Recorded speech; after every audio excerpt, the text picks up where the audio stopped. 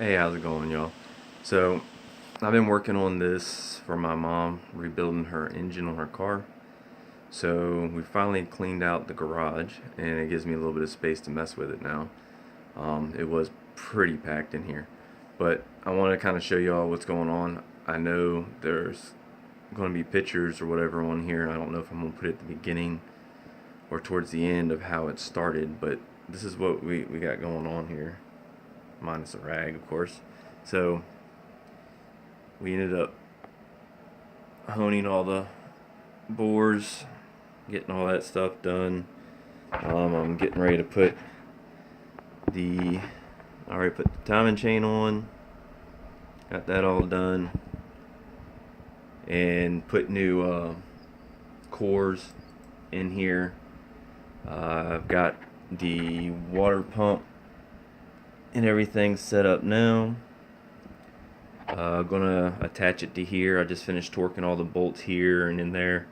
So we're trying to get this set up for my mom so she can start driving her Mustang again. This is for a 2000 V6 3.8 liter Mustang convertible.